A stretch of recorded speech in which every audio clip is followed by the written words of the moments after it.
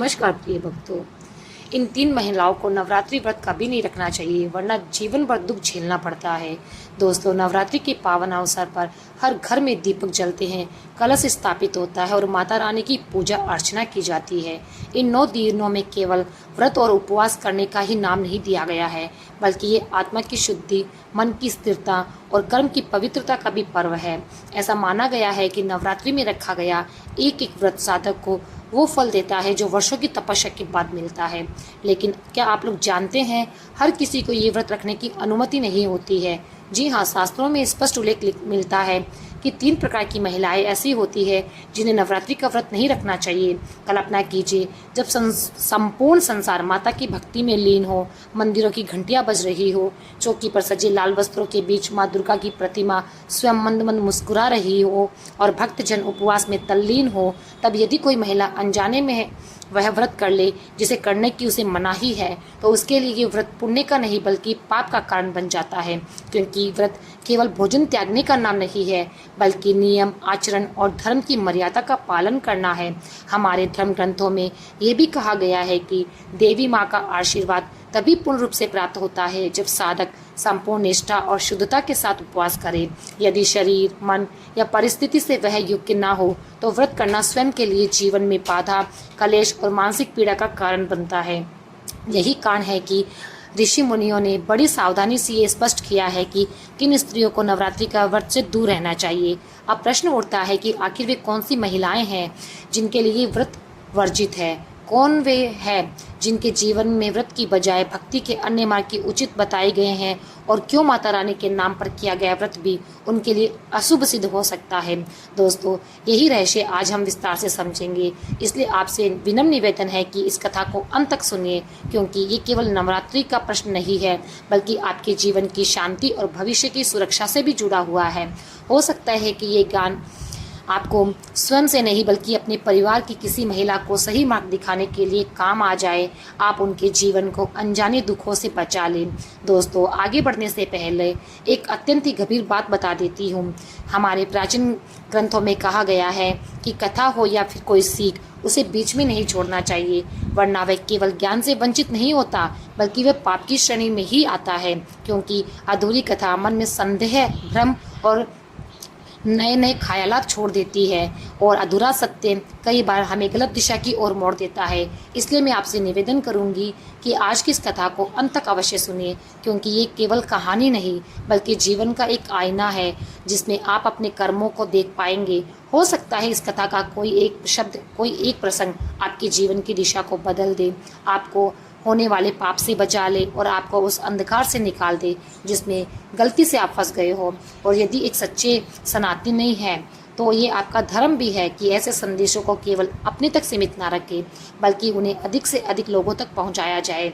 इसलिए इस वीडियो को लाइक करें, कमेंट करें और साझा भी करें अपने दोस्तों के साथ में, और साथ में सब्सक्राइब करना तो बिल्कुल भी ना भूलें।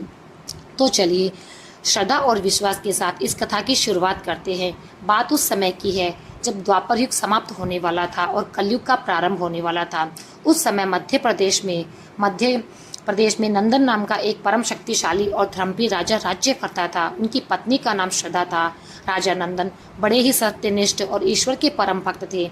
उनका शासन बहुत ही न्यायप्रिय था। प्रजा उनके राज्य में आनंद से रहती थी और सुखमय जीवन जीती थी। राज्य का हर कोना सुख और संतोष से भरा हुआ था। उनके द्वार से कभी भी कोई भिक्षुक खाली हाथ नहीं लौटता था। राजा की तरह उनकी पत्नी भी करुणामयी और दयालु थी। रूप से भी अति सुंदर, सरल और समर्पित भाव रखने वाली थी। राजा और रानी के 2 पुत्र थे। बड़े का नाम मुकेश और छोटे का नाम सुरेश था। दोनों ही माता पिता के आज्ञाकारी थे। एक दिन वो तपस्वी संत राज्य में पधारे। वे नगर के घर घर गए और पुकारने लगे, भिक्षा दे ही भिक्षा दे। नगरवासियों ने जब उन्हें देखा तो कुछ लोग उनके पास गए और बोले, हे गुरुवर, आप इन छोटे छोटे सरोवरों के पास खड़े होकर अपनी प्यास तो नहीं बुझा पाएंगे। यदि आपको भिक्षा चाहिए तो हमारे महाराज के महल में चले जाइए। वे किसी को निराश नहीं करते, वे बड़े ही दयालु हैं और दान देना ही उनका धर्म है। नगरवासियों की ऐसी बातें सुनकर संतों ने कहा, यदि ऐसा है तो हमें महल का मार्ग बता दीजिए, हम स्वयं महाराज से भिक्षा मांगेंगे। दोनों साधु नगरवासियों द्वारा बताए गए रास्ते पर चल दिए। कुछ ही समय में महल के द्वार पर पहुंच गए। उन्होंने ऊंची आवाज में पुकारा। महात्माओं की पुकार सुनकर महल का राजा बाहर आ गया। वे दोनों साधुओं को देखकर उन्हें प्रणाम करते हुए कहता है, ब्राह्मण देव, मुझे आज्ञा दो, मैं आपकी क्या सेवा कर सकता हूँ? आप क्या चाहते हैं, मैं उसे लाकर आपको अर्पित कर दूंगा। साधु बोले, हे बालक, हम बहुत दूर से आए हैं, तुम्हारे महाराज की बड़ी महिमा सुनी है हमने। कहते हैं वे अपने द्वार पर आए किसी भी भिक्षुक को खाली हाथ नहीं भेजते हैं। हम भी एक इच्छा लेकर आए हैं, यदि महाराज हमारी ये इच्छा पूरी कर देंगे तो हमारा आना सफल हो जाएगा। तुम जाकर महाराज को ये संदेश दो कि दो तपस्वी साधु द्वार पे खड़े हैं, वे आपसे मिलना चाहते हैं। सेवक ने हाथ जोड़कर कहा, हे ब्राह्मण देवता, कृपा करके थोड़ी प्रतीक्षा कर लीजिए, मैं अभी जाकर महाराज को ये संदेश देता हूँ। इतना कहकर वे अंदर चला गया। महाराज नंदन को प्रणाम करके सारी बात बता दी। राजा ने आदेश दिया, जाओ, दोनों ब्राह्मणों को सम्मान सहित दरबार में ले आओ। सेवक आज्ञा लेकर बाहर आया और दोनों साधुओं को विनम्र भाव से बोला, हे ब्राह्मण देवता, कृपया मेरे साथ अंदर आइए, महाराज ने आपको दरबार में बुलाया है। साधु सेवक के पीछे दरबार में आ गए। जैसे ही राजा ने दोनों संतों को देखा, वे तुरंत अपने सिंहासन से खड़े होकर उनके पास आकर उनके चरण स्पर्श किए। दोनों संतों को प्रणाम करते हुए बोले, हे ब्राह्मण देवता, आज आप कैसे तपस्वियों को देखकर मैं धन्य हो गया, कृपया आसन ग्रहण करिए। ये कहकर राजा ने दोनों साधुओं को बहुत आदर से आसन पर बिठा दिया। सेवक को आरती की थाली लाने का कहा। सेवक थाली लेकर आया। राजा ने स्वयं दोनों साधुओं की आरती करी, उनके चरण छुए और बहुत विनम्रता से बोले, हे ब्राह्मण देवता, अब आप बताइए यहाँ आने का क्या उद्देश्य है? आप मुझसे मिलने आए हैं? साधु मुस्कुराए और बोले, हे राजन, आपकी दानशीलता और उदारता की चर्चा हमने बहुत बार सुनी है। कहते हैं कि राजा के द्वार से कोई भी भिखारी खाली हाथ नहीं लौटता। हम भी इसी विश्वास के साथ आपके पास आए हैं। राजा ने उत्सुकता से पूछा, हे गुरुवर, आपकी क्या इच्छा है? निसंकोच आप मुझसे कहिए, आपको क्या चाहिए? अन्न चाहिए, सोना चाहिए, हीरे चाहिए या चांदी चाहिए? आपको जो भी चाहे मैं देने को तत्पर हूँ, बस आज्ञा करें। ये सुनकर महात्मा शांत भाव से बोले, हे राजन, हम तो सन्यासी हैं, सोना चांदी हीरे का हम क्या करेंगे? हमें आपसे ये सब नहीं लेना है। राजा ने आश्चर्य से पूछा, तो फिर आपको क्या चाहिए गुरुवर? साधु बोले, हे राजन, सबसे पहले तो आप हमसे वचन दो कि हम जो मांगेंगे उसे आप अवश्य देंगे। राजा ने अपने हाथ जोड़कर कहा, हे ब्राह्मण देवता, यदि आप मेरे जीवन भी मांग लेंगे तो मैं आपको हंसते हंसते अर्पित कर दूंगा। आप निश्चित होकर अपनी इच्छा कहिए। तब साधुओं ने कहा, राजन, पहले प्रतिज्ञा दीजिए, फिर हम अपनी इच्छा आपको बताएंगे। यही हमारी शपथ है। राजा ने दृढ़ स्वर में कहा, हे गुरुवर, मैं आपको अपना जीवन समर्पित करता हूँ, वचन देता हूँ, आप जो भी कहेंगे वह आपको अवश्य मिलेगा, कृपया आज्ञा करें। राजा के ये वचन देते ही दोनों साधुओं के मुख पर रहस्यमयी मुस्कान सी आ गई। वे बोले, हे राजन, जब हम यहाँ आए थे तो हमारा उद्देश्य केवल भिक्षा मांगना था, परंतु आपके दरबार में आकर हमारा मन बदल गया है। हमने अपना जीवन तपस्या में बिताया है, तो क्यों न अब एक राजा होने का सुख भोगा जाए। अतः हे राजन, हमें अपना राज्य दान में दे दो, यही हमारी इच्छा है। राजा ये सुनकर एक पल को तो स्तब्ध रह गए, परंतु वचन के पक्के राजा होने के कारण उन्होंने अपने मस्तक से मुकुट को उतारा और साधु के चरणों में रख दिया और उनमें से एक के सिर पर रख दिया। फिर दरबार में घोषणा करी, आज से ये राज्य आपका नया राजा है और मैं अब आप सबकी तरह एक साधारण मनुष्य हूँ। इतना कहकर राजा दरबार से बाहर जाने लगे। फिर अचानक रुके और वापस आकर दोनों साधुओं के सामने हाथ जोड़कर बोले, हे गुरुवर, मेरी एक प्रार्थना है। साधु ने कहा, कहो राजन, क्या चाहते हो? राजा ने विनम्र शब्दों में कहा, हे गुरुवर, मेरी प्रजा का ध्यान रखना, मेरे लोगों को आपके किसी भी कर्म से कष्ट नहीं होना चाहिए। साधु हंसकर बोले, हे राजन, अब यह राज्य हमारा है, प्रजा सुखी रहे या दुखी ये हमारे निर्णय पर निर्भर करेगा। आपने अपना राज्य दान कर दिया है, अब आप अपने परिवार सहित ये भूमि छोड़कर चले जाइए। हम नहीं चाहते कि आप यहाँ पर रहे। यदि आप रहेंगे तो प्रजा आपको ही राजा मानेगी और हमें वह सम्मान नहीं मिल पाएगा जो एक राजा को मिलना चाहिए। इसलिए अब आपको ये राज्य छोड़ना पड़ेगा। ये सुनकर राजा नंदन का हृदय भारी हो गया। वे उदास होकर बोले, हे गुरुवर, मेरे छोटे छोटे बच्चे हैं, मैं उनके साथ कहाँ जाऊँगा? मैं कृपा करके मेरे साथ इतना बड़ा अन्याय मत करिए। मैं वचन देता हूँ कि आपके किसी भी कार्य में बाधा नहीं बनूंगा। संत भाव से बोले, हे राजन, आप कहीं भी जा सकते हैं, कुछ भी कर सकते हैं, हमें उससे कोई फर्क नहीं पड़ता है, लेकिन आपको हमारे आदेशों का पालन करना होगा। यदि आप राज्य नहीं छोड़ते हैं तो हम यहाँ से चले जाएंगे, और यदि हम खाली हाथ लौटते हैं तो आपका वचन टूट जाएगा। अब आप स्वयं निश्चय कर लीजिए, वचन निभाएंगे या राजा बने रहेंगे। महात्मा की ये कठोर वाणी सुनकर राजा कुछ क्षण के लिए मौन हो गए, फिर गंभीर स्वर में बोले, हे गुरुवर, मैंने निश्चय कर लिया है, मैं अपना वचन निभाऊंगा, और जैसे ही रात होगी मैं अपनी पत्नी श्रद्धा और अपने बच्चों के साथ में ये राज्य छोड़ दूंगा। राजा की ये सब बातें सुनकर साधु मुस्कुराए और बोले, हे राजन, हमें विश्वास था कि आप अपने वचन के प्रति अटल रहेंगे। अब आप राज्य छोड़ने की तैयारी करें, पर ध्यान रहे जब आप महल छोड़े तो अपने साथ कोई भी वस्तु ना लेकर जाए। ये महल, इसके आभूषण, राजसी वस्त्र, गहने, रत्न और धन अब सब हमारे हो गए हैं। आप केवल तन ढकने वाले सामान्य वस्त्र ही पहनकर यहाँ से प्रस्थान करें। यदि राज्य की कोई भी वस्तु आप ले जाने का प्रयास करेंगे तो वह चोरी मानी जाएगी। राजा ने हाथ जोड़कर विनम्रता से कहा, हे गुरुवर, आप चिंता ना करें, जैसा आपने कहा है वैसा ही होगा। अब मुझे जाने के लिए आज्ञा दे दीजिए। साधु ने शांत स्वर में कहा, जाओ राजन, तुम्हें आज्ञा है। मित्रों, इसके बाद राजा भारी मन से अपनी रानी श्रद्धा के पास पहुंचे। उन्हें उदास देखकर रानी दौड़कर आई और बोली, स्वामी, क्या हुआ है? आप इतनी दुखी क्यों हैं? और आप अकेले ही दरबार से क्यों लौटे हैं? आपके अंगरक्षक कहाँ चले गए और आपका मुकुट कहाँ गया? राजा नंदन की आंखों में आंसू थे। वे सोचने लगे कि मैं कैसे बताऊं कि अब मैं इस राज्य का राजा नहीं रहा, अब ये रानी भी रानी नहीं रही, अब हमें महल छोड़कर भटकना पड़ेगा। रानी ने पति को चुप देखकर फिर से कहा, हे प्रभु, आप क्यों मौन हैं? आपके चेहरे पर इतनी उदासी क्यों है? कुछ तो बताइए, आप चुप क्यों हैं? मेरा हृदय डर से कांप रहा है। रानी की बातें सुनकर राजा ने गहरे दुख भरे स्वर में कहा, हे प्रिय, अब इस राज्य का राजा नहीं रहा हूँ। फिर राजा ने अपनी पूरी घटना रानी को बता दी। उन्होंने कहा, हे प्रिय, अब हमारे पास शाही वस्त्र नहीं है, हमें सामान्य कपड़ों में ही इस राज्य को छोड़ना पड़ेगा। वे संत अब इस राज्य के राजा है, उनका आदेश ही है कि हम आज ही राज्य को छोड़ दें। अब तुम कहो, मुझे क्या करना चाहिए? रानी ने शांति और भक्ति भाव से उत्तर दिया, हे प्रभु, आपको जो उचित लगे वही कीजिए। आज तक कोई भी भिक्षुक आपके द्वार से खाली हाथ नहीं गया। यदि आज एक संत ने आपसे आपका राज्य सिंहासन मांगा है तो इसे विधाता की इच्छा मान लीजिए, और सुख के दिन हमें उतने ही मिले जितने हमारे भाग्य में लिखे हुए थे। जो कुछ घट रहा है वह पूर्व निर्धारित है, इसलिए हे प्राणनाथ, अब आपको राज्य पर शौक नहीं करना चाहिए। मैं हर परिस्थिति में आपके साथ हूँ। राजा ने कहा, तुम यहीं रुक जाओ, जंगल में कठिनाइयाँ बहुत है, मैं नहीं चाहता कि तुम्हारे जीवन में कष्ट आए। फिर रानी ने दूध की तरह शांत आवाज में कहा, हे प्राण प्रिय, क्या तुम नहीं जानते, जब प्रभु श्री राम को वनवास हुआ तो माता सीता भी उनके साथ थी। वह महलों की रानी थी, फिर भी उन्होंने पति का साथ का वनवास ही स्वीकार किया। मैं भी आपकी पत्नी हूँ, जहाँ आप रहेंगी वहीं मैं रहूंगी। राजा ने यह सुनकर थोड़ा शांत महसूस किया। उसने रानी को गले लगाया और कहा, हे प्रिय, तुम धन्य हो। मैं कहने से हिचक रहा था कि अब मैं राजा नहीं रहा, पर तुमने एक पल में मेरी सारी चिंताओं को दूर कर दिया। मैं जीवन भर तुम्हारा कृतज्ञ रहूंगा। रानी ने कह दिया, हे प्रभु, अब समय मत गवाइए, जल्दी तैयारी कीजिए, सूर्यदेव अपनी अंतिम किरणें बिखेरने वाले हैं, हमें शीघ्र ही राज्य छोड़ना पड़ेगा। हमारे साथ हमारे 2 छोटे बालक भी तो है।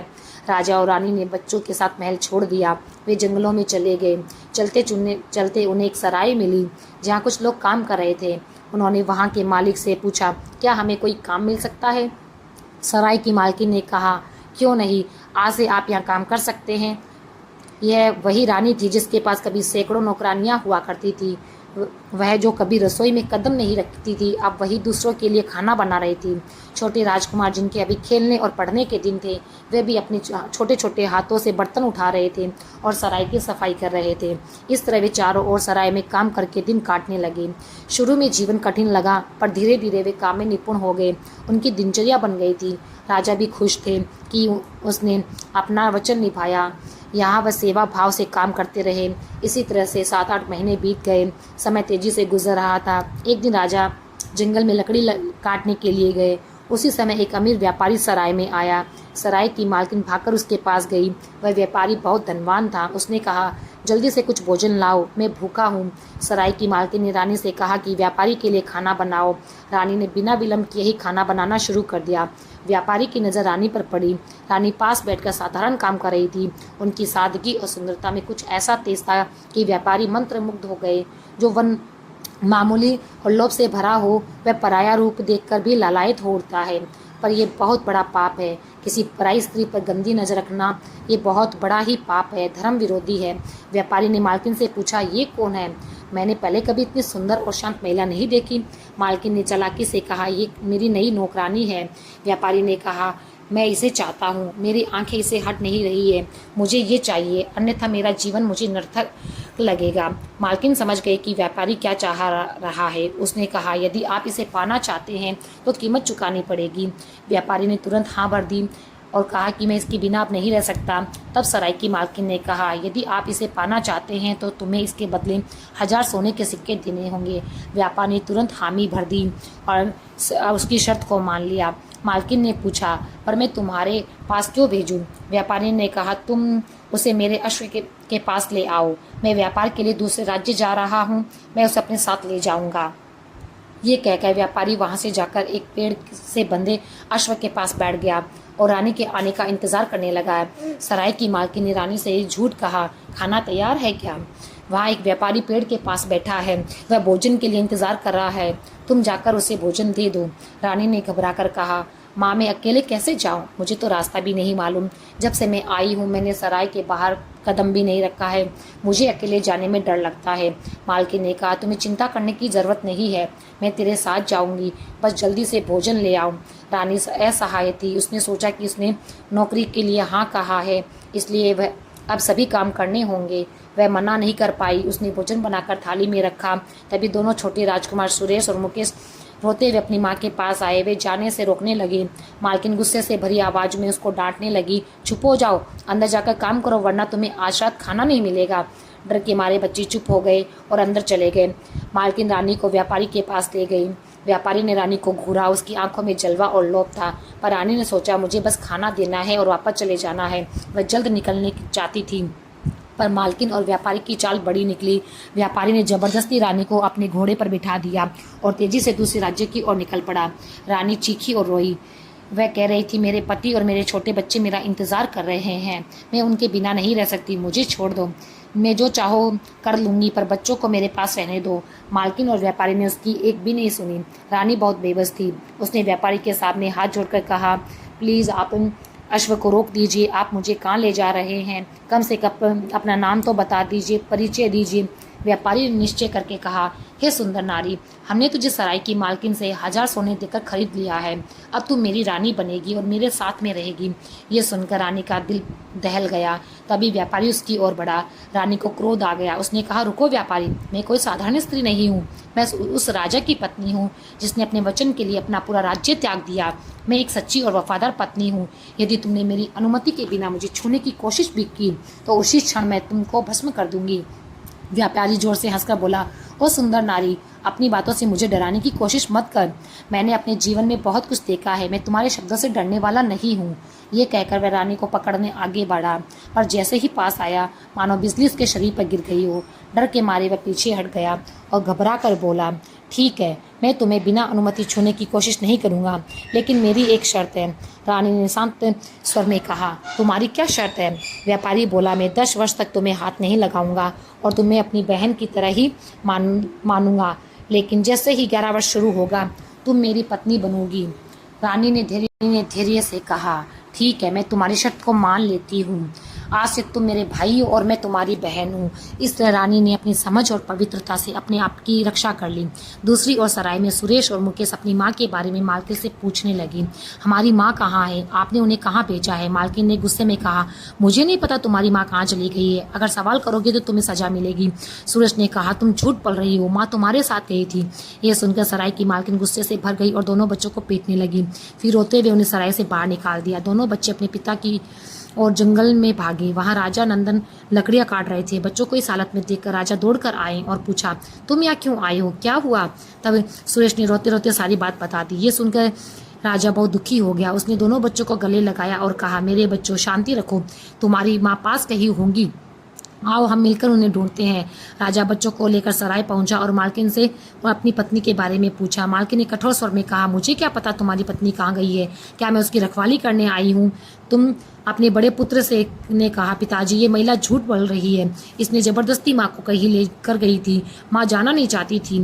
राजा ने अपने हाथ जोड़कर कहा, हे देवी, हम पहले से संकट में हैं, हमें कृपा करके सच बता दीजिए, मेरी पत्नी कहाँ है, हमसे मत छुपाइए। मालकिन ने गुस्से में कहा, तुम्हें कोड़े पड़ेंगे तो समझ में आएगा, अब यहाँ से निकलो, मेरे सराय में तुम्हारे लिए कोई जगह नहीं है, दोबारा दिखे तो चोरी का आरोप लगा दूंगी। राजा ने दृढ़ स्वर में कहा, तुम ऐसा कुछ नहीं करोगी, अगर मेरी पत्नी के साथ कुछ भी बुरा हुआ है तो ईश्वर तुम्हें कभी क्षमा नहीं करेंगे। मेरे बच्चों ने कहा है कि उन्होंने माँ को आखिरी बार तुम्हारे साथ देखा है, तुमने मेरी पत्नी और बच्चों की माँ को हमसे अलग कर दिया है, याद रखो भगवान तुम्हारे कर्मों का हिसाब जरूर करेंगे। आज हम जा रहे हैं पर तुम्हारा दंड स्वयं प्रभु देंगे। मालकिन ने ताने से कहा, क्या क्या तुम खुद भगवान हो जो तुम मुझे डराते हो? यहाँ से चले जाओ और ज़्यादा चिल्लाने की ज़रूरत नहीं है। यह सचमुच दुख की घड़ी थी। राजा ने अपने बच्चों से कहा, बेटा ये स्त्री बहुत ही दुष्ट है, ये हमें कुछ नहीं बताएगी, अब हमें ही तुम्हारी माँ को ढूंढना पड़ेगा। ये कहकर राजा अपने दोनों पुत्रों को साथ में लेके आगे बढ़ गए। आगे की कथा भगवान भोलेनाथ माता पार्वती से कहने लगे, हे देवी देखो, धर्म का पालन करने वाले के मार्ग में कैसी कैसी कठिनाइयाँ आती है। राजा जिसने पहले अपना राज्य खो दिया, फिर सराय में नौकर बनकर काम किया, लकड़ियाँ काटी, अब अपनी पत्नी से भी बिछड़ गए, फिर भी उसने हार नहीं मानी। अपने बच्चों के साथ आगे चलते रहे। चलते चलते राजा नंदन अपने दोनों पुत्रों के साथ नदी के किनारे पर पहुंच गए।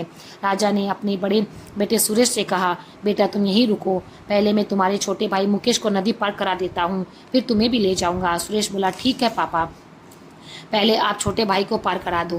राजा ने मुकेश को गोद में लिया और नदी पार करा दी। उधर सुरेश अकेला खड़ा रहा। तभी जंगल से एक भयंकर शेर निकलकर बाहर आ गया और उसकी ओर बढ़ने लगा। सुरेश बहुत जोर से डर गया और चिल्लाने लगा, पिताजी बचाइए। राजा तुरंत अपने बेटे को बचाने के लिए नदी में कूद पड़ा, लेकिन नदी की तेज धारा में उनका संतुलन बिगड़ गया और वे बहने लगे। इधर छोटा राजकुमार मुकेश नदी के किनारे पर अपने पिता और भाई का इंतजार कर रहा था। उधर शेर ने सुरेश को जबड़े में दबोच लिया और जंगल की ओर ले गया। इस तरह परिवार के चारों सदस्य एक दूसरे से बिछड़ गए। पर कहते हैं ना जाके राखो साइयाँ, मार सके ना कोई। जिस पर प्रभु की कृपा होती है उसका कोई कुछ नहीं बिगाड़ पाता है। भगवान शिव माता पार्वती से कहते हैं कि देवी अब आगे की कथा बताता हूँ, कैसे भाग्य का पहिया उनके लिए रास्ता बनाता है। शेर जब सुरेश को जंगल में लेकर जा रहा था, उसी समय पर वहाँ पर एक शिकारी ढूंढ रहा था। उसने सुरेश की चीख सुनी तो आवाज की दिशा में दौड़ा। शिकारी ने देखा कि शेर ने बालक को जबड़े में दबोचा है। उसने तुरंत धनुष बाण से शेर पर प्रहार किया।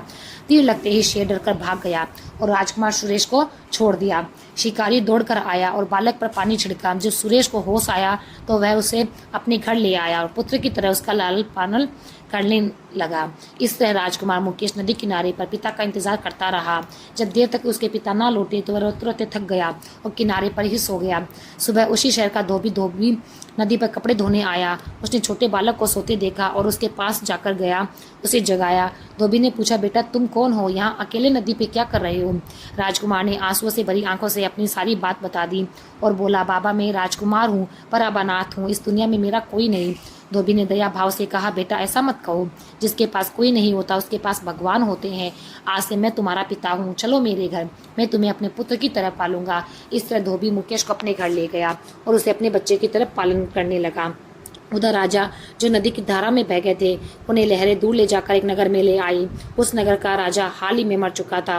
उस नगर की रानी ने प्रतिज्ञा की थी कि ब्रह्मा द्वारा बताए गए शुभ मुहूर्त पर नगर के मुख्य द्वार पर जो भी व्यक्ति सबसे पहले मिलेगा उसी को अपना पति बना लेगी और वही इस नगर का नया राज्य होगा। संयोग से राजा उसी राज्य में पहुंचे।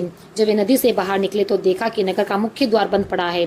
वे वहीं पर बैठ गए और द्वार खुलने का इंतजार करने लगे। जैसे ही भोर हुई, द्वारपालों ने नगर का द्वार खोल दिया। द्वारपालों ने राजा नंदन को बाहर बैठे देखा और पकड़ लिया। ये देखकर राजा नंदन थोड़े से घबरा गए और बोले, मुझे क्यों पकड़ा है? मैं निर्दोष हूँ, मैंने कोई पाप नहीं किया। तब द्वारपाल ने शांत स्वर में कहा, चुपचाप हमारे साथ चलो, ये तुम्हारे लिए अच्छा है, जल्दी ही सारी बात समझ में आ जाएगी। कुछ देर में द्वारपाल राजा को रानी के पास ले गए। रानी ने उन्हें प्रणाम किया। हीरे मोती से जड़ा हार पहनाया और बोली, महाराज, इस राज्य में आपका बहुत बहुत स्वागत है। आज से आप इस राज्य के राजा हैं और मैं आपकी रानी हूँ। अब आप शासन की बागडोर संभालिए। ये सुनकर राजा अचंभित रह गए। उन्हें विश्वास नहीं हो रहा था। उन्हें लगा मानो सपना देख रहे हो। पर जब उन्हें शाही वस्त्र पहनाए गए, सोने का मुकुट उनके माथे पर रखा गया और उनका राज्याभिषेक हुआ, तब उन्हें यकीन हो गया कि ये कोई सपना नहीं है, ये तो भगवान का अद्भुत खेल था। जो राजा नंदन मन ही मन बोले, हे प्रभु, ये कैसी लीला है। जब मैं राजा था तब आपने मुझे भिखारी बना दिया, और जब मैं भिखारी बनकर भटक रहा था तब एक क्षण में मुझे फिर से राजा बना दिया। हे भगवान, ये सब कैसी महिमा है। राजा बनने के बाद राजा ने धर्म और न्याय से राज्य चलाना शुरू कर दिया। कुछ ही दिनों में उनका न्याय और दया पूरे राज्य में फैल गई। पहले जहाँ भ्रष्टाचार और अन्याय था, वहाँ अब धर्म और नीति का राज्य स्थापित हो गया था। लोग प्रेम और शांति से रहने लगे थे और हर और सुख समृद्धि छा गई थी। फिर भी राजा नंदन अपनी पत्नी और बच्चों को भूले नहीं। उन्हें हमेशा उनकी याद आती रहती।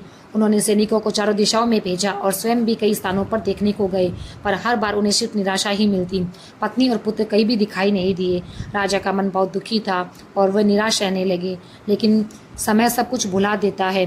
राजा धीरे धीरे अपने कार्यों में इतना व्यस्त हो गए कि धीरे धीरे उनका दुख जो है वो कम होने लगा। इस तरह राजा नंदन ने 10 वर्षों तक सफलतापूर्वक राज्य किया। इन 10 वर्षों में बहुत कुछ बदल चुका था।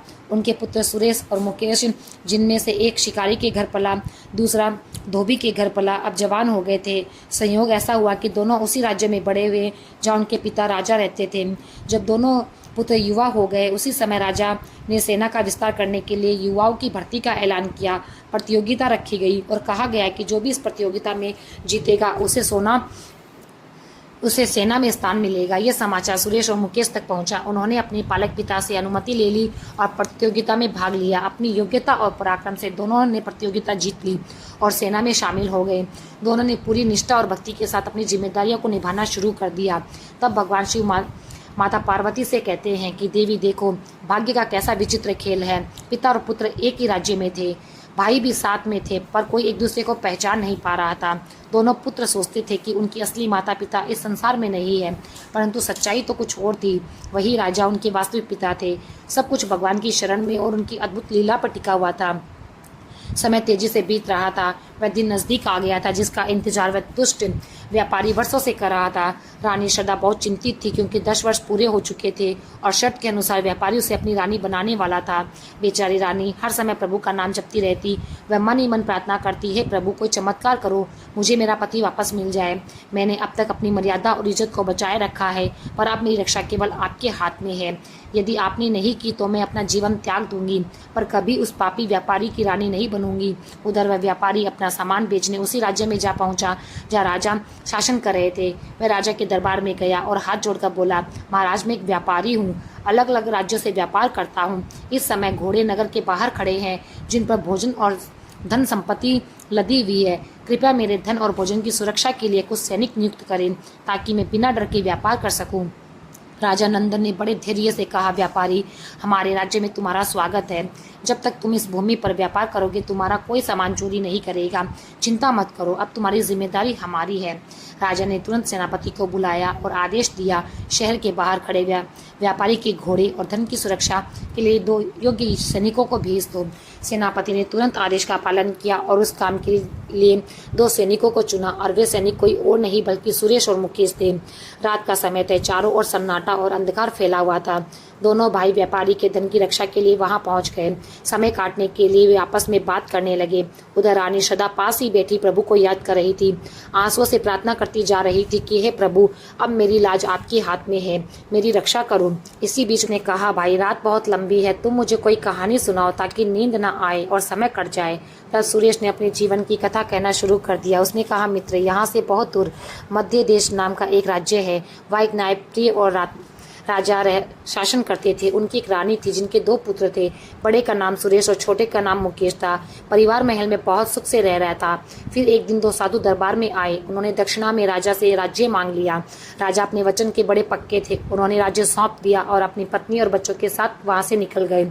इसके बाद राजा निर्धन हो गया। परिवार उनका भटकता रहा। एक दिन एक छोटा बच्चा जंगल में रो रहा था। तभी एक शेर आया और उसे जबड़े में दबोच लिया। बच्चे की चीख सुनकर एक शिकारी आया और उसने बच्चे को बचा लिया। लिया। उसने उस बच्चे को अपने घर ले जाकर पाला पोसा।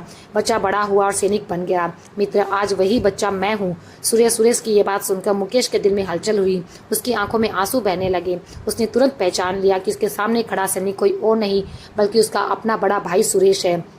दोस्तों, रानी श्रद्धा भी चुपचाप सैनिकों की बातें सुन रही थी। अपने बेटे के मुंह से सच्चाई सुनने के बाद वे तुरंत पहचान गई कि ये उसका बड़ा बेटा सुरेश है। फिर दूसरे सैनिक मुकेश ने कहा, भाई तुम्हारी कहानी सुनकर मुझे अपनी कहानी याद आ गई। मैं भी अपनी पिछली कहानी सुनाता हूँ। मेरी कहानी भी तुम्हारी जैसी ही है। तुम्हारी कहानी में एक शिकारी ने अपने बच्चे को पाला, लेकिन मेरी कहानी में एक धोबी है। उसने एक रोते हुए अकेले बच्चे को नदी किनारे देखा और उसे अपने घर ले गया। उसे गोद में खिलाया और पाला।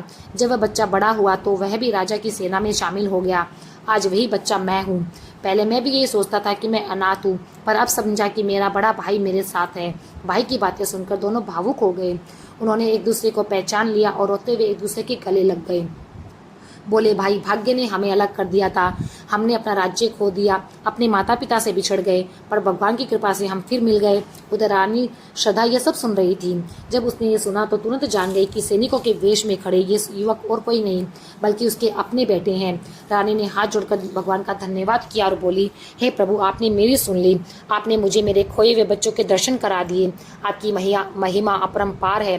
दोनों बेटों को उन्होंने गले से लगा लिया, पर वह अचानक ठिठक गई। उसने सोचा, अगर मैं अभी अपने बच्चों को पहचान लूंगी तो व्यापारी को पता चल जाएगा और वह मेरे बच्चों को नुकसान पहुंचाएंगे। वह झूठे आरोप लगाकर राजा को से उनको सजा दिलवा देंगे। मुझे थोड़ा धैर्य रखना होगा, तभी ये दुष्ट अपने पापों की सजा पाएगा। ये सोचकर रानी ने अपने मन को संभाल लिया। दोनों सैनिक पूरी रात व्यापारी के धन की रक्षा करते रहे। सुबह होते ही वे महल को लौट गए। उनके जाने के बाद रानी ने तुरंत अश्व पर लदे धन को नदी में फेंक दिया। फिर व्यापारी के पास जाकर बोली, तुम यहाँ चैन से सो रहे हो? दूसरी ओर राजा के सैनिक तुम्हारे सामान को उठाकर भाग गए हैं। ये सुनकर व्यापारी गुस्से से तड़प उठा और बोला, ये कैसे संभव है? उनमें इतनी हिम्मत कैसे हो सकती है? रानी ने कहा, मैंने अपनी आंखों से देखा है। उन्होंने तुम्हारा धन उठा लिया। व्यापारी ने कहा, अगर ऐसा है तो तुम यहीं रुको, मैं राजा के पास जाकर शिकायत करूंगा। वह दौड़ता हुआ राजा के दरबार पहुंचा और बोला, ओ महाराज, मैं लुट गया। जिन सैनिकों को आपने मेरे लिए धन की रक्षा के लिए भेजा था उन्होंने मुझे लूट लिया। कृपा करके न्याय करो। यदि न्याय नहीं मिला तो मैं अपना जीवन त्याग दूंगा। राजा ने शांति से कहा, हे व्यापारी, ये कैसे हो सकता है? हमारी सैनिक कभी ऐसा नहीं कर सकते। फिर भी अगर तुम कहते हो तो हम तुम्हारी बात का सम्मान करते हैं, पर तुम्हारे पास में कोई गवाह है जो इस बात की पुष्टि करे? व्यापारी ने बोला, हाँ महाराज, मेरी पत्नी ने अपनी आंखों से ये सब देखा है, वही गवाह है। राजा ने कहा, अच्छा, तो अपनी पत्नी को लेकर आओ, हम उनको सैनिकों के दरबार में पेश होने का आदेश दे देंगे। राजा के आदेश पर व्यापारी अपनी पत्नी को लेकर अदालत में आया और सेनापति ने दोनों सैनिकों सुरेश और मुकेश को भी दरबार में पेश किया। इसके बाद राजा ने व्यापारी से कहा, विक्रेता, अपनी पत्नी को दरबार में ले आओ। व्यापारी रानी को दरबार में ले आया। उस समय रानी श्रद्धा ने अपना चेहरा घूंघट से ढका हुआ था। राजा ने रानी से पूछा, क्या ये वही सैनिक है जिन्हें तुमने धन लेते हुए देखा था? रानी ने श्रद्धा से सिर झुकाकर कहा, हाँ महाराज। तब राजा ने कहा, ओ देवी, जो कुछ भी तुमने देखा है उसे स्पष्ट शब्दों में बता दो। राजा की बात सुनकर रानी श्रद्धा ने कहा, महाराज, मैं आपको सब बता दूंगी, पर पहले इन सैनिकों को आदेश दीजिए कि वही कहानी सुनाए जो उन्होंने रात में आपस में कही थी। ये कहानी सुनकर राजा ने आश्चर्य से व्यापारी की ओर देखा और कहा, क्या तुम्हारी पत्नी का मन ठीक है? मैंने न्याय के लिए दरबार लगाया है और ये सैनिकों की कहानी सुनने की बात कर रही है।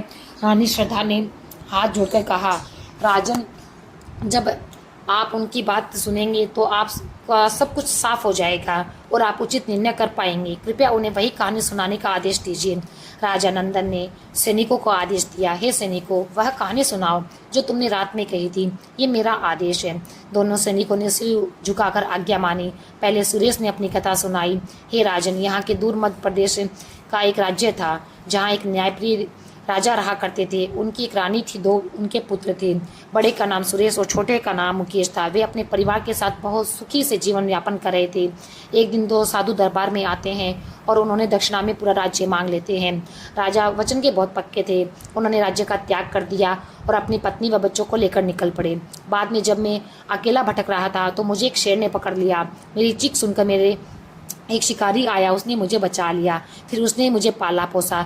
जब मैं बड़ा हुआ तो सेना में शामिल हो गया और आज जो सैनिक आपके सामने खड़ा है वह मैं हूँ, सुरेश। इसके बाद मुकेश ने भी अपनी कथा को कह दिया। उसने कहा, जब मैं अकेला हो रहा था तब एक धोबी ने मुझे देखा और वह मुझे घर ले जाकर उन्होंने मेरा पालन पोषण किया, और जो आपके सामने खड़ा है वह मुकेश मैं हूँ। दोनों की बातें सुनकर राजा का हृदय पिघल गया। आंसू से भरी आंखों से बोले, हे सैनिकों, जिस पिता की तुम बात कर रहे हो, जिक्र कर रहे हो, वह मैं ही हूँ, तुम्हारा दुर्भाग्यशाली पिता। नदी की लहरों ने मुझे यहाँ लाकर छोड़ दिया है, यहाँ के लोगों ने मुझे राज्य का राजा बना दिया है। ये कह कर राजा नंदन अपने सिंहासन से उठे और दोनों पुत्रों को गले से लगा लिया। दोनों राजकुमार रोते हुए बोले, पिताजी, हमारी माँ कहाँ है? राजा ने रोते हुए कहा, बेटा चिंता मत करो, अब जब तुम मुझे मिल गए हो तो वह भी हमें मिल ही जाएगी, वह भी हमारी कहीं प्रतीक्षा कर रही होगी। उसी समय व्यापारी के पास खड़ी स्त्री ने अपना चेहरा खोल दिया। सबने देखा कि ये स्त्री और कोई नहीं बल्कि वही रानी श्रद्धा थी। व्यापारी चिल्लाया, ये मेरी पत्नी है। परंतु जैसे ही राजा और दोनों राजकुमारों ने रानी को देखा, वे तुरंत पहचान गए और दौड़कर अपनी रानी की ओर बढ़े। रानी श्रद्धा की आंखों में आंसू थे। उसने दोनों बेटों को गले लगाकर कहा, बेटों मैं तुम्हारी माँ हूँ। राजा नंदन भी अपनी रानी को देखकर भावुक हो गए।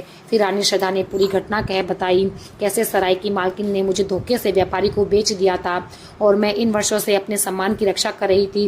व्यापारी ये सुनकर कांपने लगा। उसने राजा के चरण पकड़ लिए और बोला, महाराज मुझे माफ़ कर दीजिए, अज्ञानी में मैंने ये पाप कर डाला। सराय की मालकिन ने मुझे बहकाया और मैंने ये गलती कर दी। राजा का चेहरा क्रोध से लाल हो गया। उन्होंने गंभीर स्वर में कहा, तुम उतने ही दोषी हो जितनी वह सराय की स्त्री। तुम दोनों ने हमें धोखा दिया, मेरे परिवार को तोड़ा, मेरी पत्नी को अपमानित किया। ये तुम्हारा बड़ा पाप है। समाज में स्त्री का सम्मान करना सबसे बड़ा धर्म है। स्त्री केवल कोई वस्तु नहीं है, वह तो ईश्वर का साक्षात स्वरूप है। जिसने भी स्त्री का अपमान किया है उसका नाश निश्चित ही हुआ है।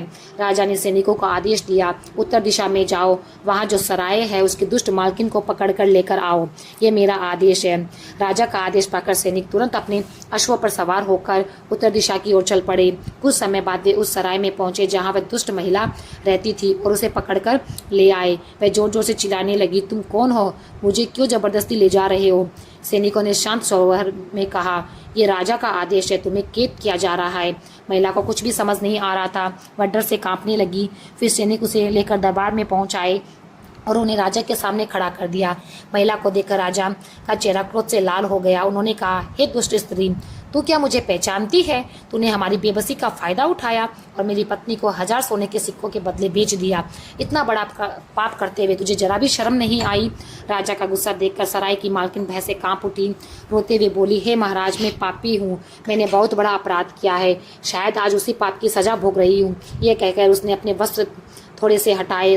सबने देखा कि उसके शरीर पर भयंकर फोड़े और दाने फैल चुके हैं। राजा ने गंभीर स्वर में कहा, देखो, भगवान ने पहले ही तुम्हारे पाप की सजा दे दी है, अब मैं तुम्हें और क्या सजा दूं?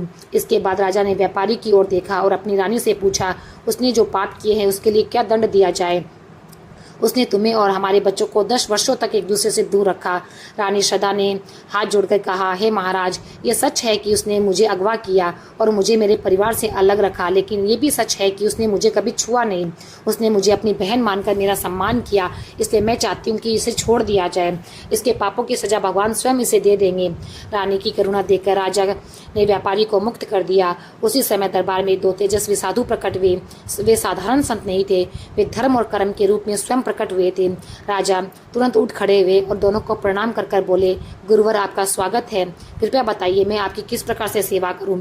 संतों ने कहा, हे राजन, हम धर्म और कर्म है, हम तुम्हारी परीक्षा ले रहे थे। तुमने अपनी हर परीक्षा में धर्म और सत्य का पालन करा है। जो मनुष्य हमेशा धर्म और अच्छे कर्मों के मार्ग पर चलता है, भगवान स्वयं उसकी रक्षा करते हैं। आज तुम्हारी निष्ठा और उदारता से हम बहुत प्रसन्न हैं, इसलिए हम तुम्हें पुनः मध्य देश लौटाने को आए हैं। ये तुम्हें फिर से भेंट है। ये कहकर वे दोनों साधु अचानक विलीन हो गए। उनके बाद राजा ने अपने बड़े पुत्र को मध्य देश का राजा बना दिया और छोटे पुत्र को अपने वर्तमान राज्य का सिंहासन सौंप दिया। दोनों बेटों को राजा बनाकर राजा नंदन और उनकी पत्नी रानी श्रद्धा ने सांसारिक जीवन को त्याग दिया और वे वन में जाकर तपस्या करने लगे। ये कथा हमें सिखाती है कि सच्चा धर्म और निष्ठा ही सबसे बड़ी शक्ति है। राजा नंदन ने अपना वचन निभाया। उसने अपने वचन के कारण अपना राज्य दे दिया। पर उसने सत्य और धर्म को नहीं छोड़ा। रानी श्रद्धा ने भी अपनी प्रतिव्रत धर्म और मर्यादा को बनाए रखा। वे कष्ट में थी, पर फिर भी उन्होंने ईश्वर का स्मरण किया, धैर्य नहीं छोड़ा। यही निष्ठा और सच्चाई उन्हें फिर से जोड़ने वाली शक्ति बनी। नवरात्रि के दिनों में हम माता की आराधना करते हैं। उस आराधना का सच्चा अर्थ यही है कि हमें अपने कर्तव्य और वचन का पालन करना चाहिए। जैसे रानी और राजा ने अपने धर्म का पालन किया, वैसे ही हमें भी अपने जीवन में सत्य और धर्म का साथ नहीं छोड़ना चाहिए।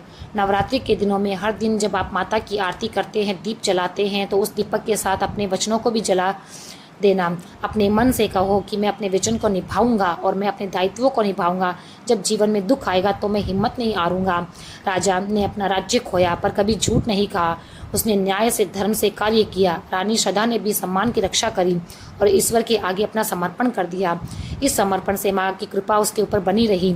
नवरात्रि के दिनों में जब हम माँ के 9 रूपों को प्रणाम करते हैं, उनकी प्रार्थना करते हैं, तो हमें निष्ठा और सच्चाई का बोध होता है। निष्ठा का अर्थ केवल बड़ा कर्म करना नहीं, निष्ठा का अर्थ है छोटे छोटे निर्णयों में भी सच का साथ देना। जो कोई मौका आए तो आप झूठ बोलकर बच सकते हैं, तब सच बोलना। जब कोई अवसर आए कि आप किसी वचन से पलट सकते हैं, तब वचन निभाना। राजा ने बड़े भय और अभाव में भी अपने वचन का पालन करा। उसने सोचा कि अगर वचन निभाना कठिन है, फिर भी उन्होंने निभाया। रानी ने भी पति और बालकों के लिए कर्तव्य को नहीं छोड़ा। ये निष्ठा ही उनकी असली शक्ति थी।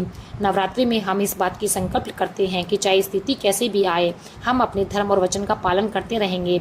जब आप नवरात्रि में देवी की पूजा करते हैं तो केवल उनके रूप और रस्म को मत निभाइए। मन से सोचो कि आपके जीवन में ऐसा कौन सा वचन है जिसको आपको निभाना है, कौन सा कर्तव्य है जिसे आप टाल रहे हैं, किससे आपने प्रतिज्ञा की थी और आपने अभी तक उसे पूरा नहीं किया, और प्रतिदिन उसकी ओर एक छोटा सा कदम बढ़ाइए। छोटे छोटे कदम मिलकर बड़ा बदलाव ला सकते हैं। राजा नंदन ने भी छोटे छोटे प्रयास नहीं छोड़े। उसने हर दिन प्रजा के लिए न्याय किया। उसने घोर अभाव में भी अपने कर्तव्य को नहीं छोड़ा। यही कर्मों का फल था कि ईश्वर ने उन्हें फिर से राज्य स्थापित किया। निष्ठा और धर्म के मार्ग पर चलते हुए हार और विफलता भी मिल सकती है, पर इसका अर्थ कतई नहीं है कि हम अपना विश्वास खो दें, भगवान के प्रति अपनी श्रद्धा खो दें। रानी श्रद्धा ने अपने सारे दुखों में भी ईश्वर का स्मरण किया। उन्होंने कहा, हे प्रभु, मेरा सहारा तुम हो। ये प्रार्थना हर भक्त के हृदय में होनी चाहिए। नवरात्रि के दौरान हम विशेष रूप से माँ की प्रार्थना करते हैं। वह हमें धैर्य देती है जिससे हम अपने वचन पूरे कर सके। जब हम ईश्वर से सहायता मांगते हैं तो वह हमें अपना कर्म भी निभाना होता है। भगवान हमारी विशेष तरह से परीक्षा लेते हैं, पर जो सच्चे मन से धर्म का मार्ग पर चलते हैं उन्हें कभी अकेला भी नहीं छोड़ते हैं। और हमें एक बात और सीखने को मिलती है कि निष्ठा का मार्ग अकेला नहीं छोड़ता। राजा और रानी श्रद्धा दोनों ने अपनी अपनी परीक्षा सहन की। वे पीड़ित हुए, पर उनका कर्म और सच्चाई उन्हें फिर से मिलाकर ही रही। नवरात्रि के दिन में ये समझिए कि माँ का आशीर्वाद तब मिलता है जब हम कर्मशील और सत्यनिष्ठ हों। अगर हम अपने कर्तव्यों का पालन करेंगे तो माँ हमें संकट से बचा लेगी, हमें मार्ग दिखाएगी। इसलिए नवरात्रि में रोज प्रार्थना के साथ ये संकल्प करें कि हम अपने कर्तव्यों का पालन ईमानदारी से करेंगे, निष्ठा से करेंगे, वही दूसरे के प्रति उदारता और करुणा दिखाएंगे। राजा ने अपने संकट के समय भी प्रजा का विचार नहीं छोड़ा। उसने जो कुछ भी पाया वह समाज हित में लगाया। ये दिखाता है कि सच्चा धर्म आत्मीयता और परोपकार से बढ़कर नहीं होता है। नवरात्रि पर माँ के सामने बैठे हुए हम ये प्रण करते हैं कि हमारे परिवार और समाज के प्रति हमारा जो भी कर्तव्य है हम उसे पूरा करेंगे, हम उसे निभाएंगे। जब आप नवरात्रि के दौरान भगवती माता का स्मरण करें तो अपने जीवन की छोटी छोटी आदतों पर विचार कीजिए। यदि आप किसी से वादा करके निभा नहीं पाए हैं तो आज से उसे पूरा करने का अपना वचन निभाइए और एक लक्ष्य बना लीजिए। निष्ठा केवल बाहरी कर्मों से नहीं, मन के अंदर भी होनी चाहिए। रानी श्रद्धा ने अपने मन को संयमित रखा। उसने क्रोध से जवाब नहीं दिया, उसने धैर्य रखा। यही भक्ति की सबसे बड़ी शक्ति है। नवरात्रि के 9 दिनों में प्रतिदिन एक मंत्र और एक संकल्प ले। पहला दिन सोचिए, मैं अपने वचनों का पालन करूंगी। दूसरा दिन सोचिए, मैं अपने कर्तव्य के प्रति ईमानदार रहूंगी। तीसरा दिन अपने परिवार के लिए सहानुभूति रखूंगी। ऐसे छोटे छोटे संकल्प लेकर चलेंगे तो आपके जीवन की दिशा बदल जाएगी। राजा और रानी की कथा हमें ये बताती है कि छोटे छोटे निर्णय उनकी सच्ची निष्ठा और बड़े निर्णयों को जन्म देती है। अंत में ये ध्यान रखिए कि निष्ठा का फल शीघ्र नहीं मिलता, उसमें धैर्य रखना पड़ता है। कई वर्षों की परीक्षा सहनी पड़ती है, पर जब उसका फल मिलता है तो बहुत ही लाभदायक फल मिलता है। हे माँ, मुझे वह शक्ति दो कि मैं अपने वचन को निभा सकूं। मुझे वे धैर्य दो कि मैं सच्चाई से पीछे न हटूं। मुझे वे विवेक दो कि मैं कठिनाई में भी धर्म का मार्ग पकड़ सकूं।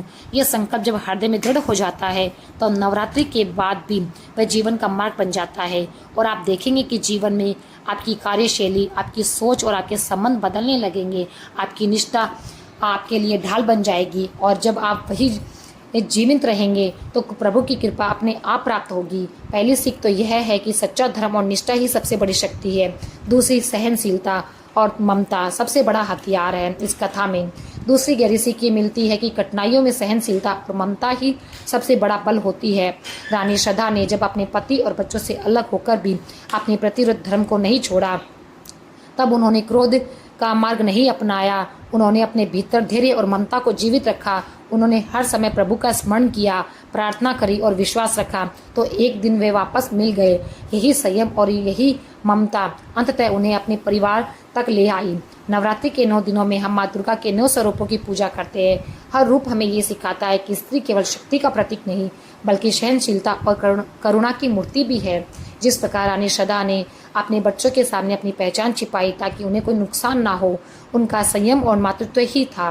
उन्होंने तुरंत प्रतिक्रिया देने के बजाय धैर्य रखा ताकि सही समय आने पर सत्य स्वयं ही प्रकट हो जाए। नवरात्रि में जब हम माँ को शक्ति के रूप में याद करते हैं तो ये नहीं भूलना चाहिए कि माँ की शक्ति केवल युद्ध करने या असुरों का नाश करने में नहीं है। माँ की शक्ति सहनशीलता में भी है। घर परिवार की कठिनाइयों में जब माँ चुप रहकर धैर्य दिखाती है, वह भी देवी का ही रूप है। रानी श्रद्धा ने भी तो वही किया, संयम रखा।